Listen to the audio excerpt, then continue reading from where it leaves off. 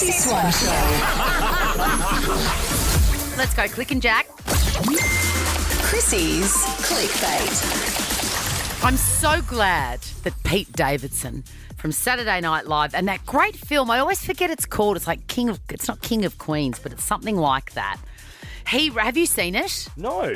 Do you like Pete Davidson? Love Pete Davidson. You would love this film. Let me find the name of it. The King of Staten Island? The King of Staten Island. It has so much heart. Okay. And it's sort of the story of him and his dad, I think.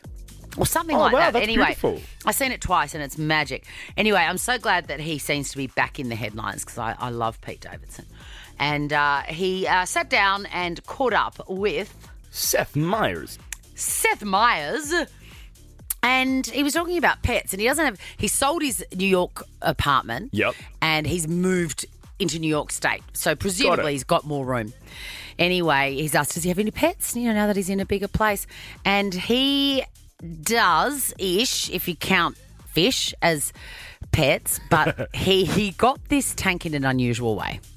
I went to rehab for 4 months, came back. That was just in the living room. Oh, wow. Yeah. I made that decision when I wasn't really paying attention. And then when I got home, there was like a guy, cleaning it. And I was like, or is this like once every 6 months you got to come by? And he goes, oh, no, this is like 2-3 times a week for the rest of your life. Can you imagine how much that would cost? Oh, so it's like one of these these massive life-size ones. It's huge. It's like, an aquarium. It's like it's a an public aquarium. aquarium. Yeah. It's big. That's spooky. I remember as a kid, Dad was considering doing that in our house, getting one of those. Really? And I thought it was the coolest thing now. Thank God he didn't. It's so Boganic. Is it though? I think it can be done classily. I don't know if it can anymore. I feel like maybe in the early 2000s, but now it's like, let's just leave it to like Chinese restaurants to do that. Yes, and where you choose your crab. Yeah.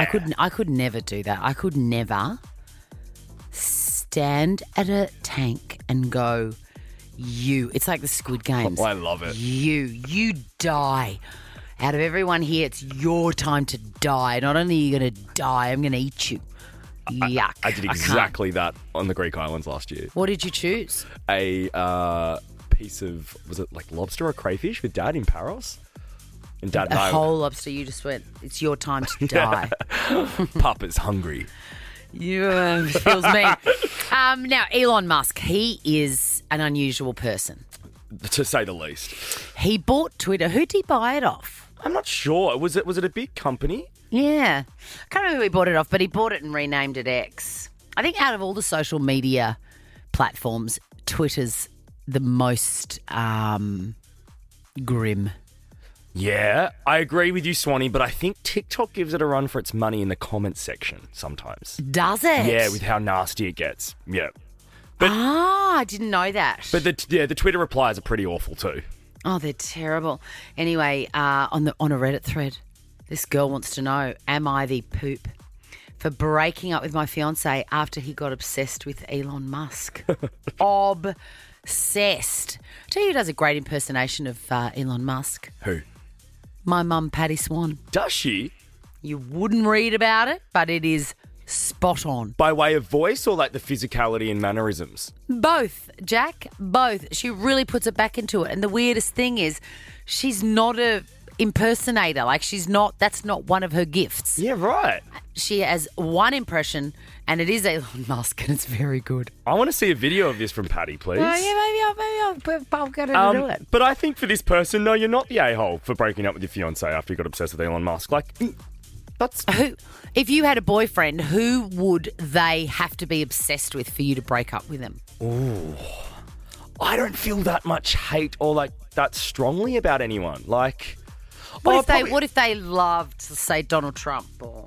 No, that's fine. You don't care? Yeah. No, it doesn't bother me. I could give you some personal names, but I'll do that off air.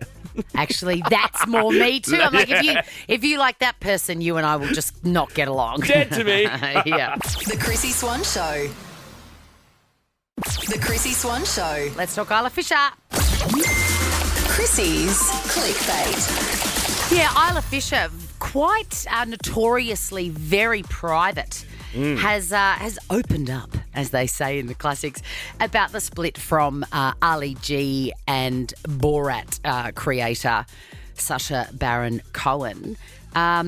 She has said that she never expected her family to be separated, but it's working well. Okay. Which is good. That is good. Yeah, better than the alternative, am I right? He would have been a tough dude to be married to because there was, there'd always be controversy around him. He's so polarising with his characters and stuff. Like, I feel like she would have copped a lot throughout And that I feel like because partnership. he's so, I think living with, this could be a gross generalisation, but living with a deeply creative person who's also like a social commentator and a comedian and a writer, they're often quite complicated characters. Agreed. And they're often quite... this also is a generalisation, but they can often be quite dark in those normal times. Moody. Yeah. Yeah. Which, as consumers of their art, we love because great stuff comes out of moody, creative people. But I reckon to live with that wouldn't be the easiest thing. Nah. Did you ever watch Isla on Home and Away? No, I was always a neighbour's girl, gal. so I don't know anything about Home and Away. I don't know the storylines. I know that it's at Summer Bay, obviously, but that's about it. I loved her character on Home and Away. I remember as a kid being introduced to her, like really young. Well, what was her character? Shannon. Why'd you love it? Shannon. I think she was just really whimsical and fun. And I've always just attached her character to her in real life. Well, she also played that sort of character in, I'm gonna get you in the Wedding Crashers. Wedding Crashers, that's right. Yeah, true. Yeah. Maybe she is quite whimsical. In nature. How's this? A man presented to hospital with injuries that were similar to those sustained in a car crash. The doctor said that he's lucky to be alive. So when you see someone present like that, you think, oh my God, what has happened? Yeah. Have you smashed into something? How was the other driver? Blah, blah, blah. No. He tripped over his hairless pet cat. One of those Sphinx cats. Yeah. I don't know why the breed of the cat is important. Maybe they're slipperier than other cats. I don't know. I feel like it is because the Sphinx you can really picture. I don't think I could love a cat like that. What do you mean? That looks like a Sphinx. It's not about how they look. It's about how they feel. Yeah. And part of the joy of owning something furry, particularly a cat or like my bunnies, who I'm obsessed with, is that you get to feel their fur and it's good for me and it's good for them. Whereas this would just be like patting a scrotum. Yes. And have you ever touched one of these cats? I think so. No, I haven't. I've touched the other though. Yeah, I'm sure you have. They've still got a little bit of hair. Oh, that's even weirder. I know. Oh. It feels like, not all of them do, but the one that I did had just a little bit of hair and it felt like, a scrotum, as you said, but that had been shaved 9 weeks ago. So it was sort of coming back, or depending on, how fast it grows, maybe 4 days ago.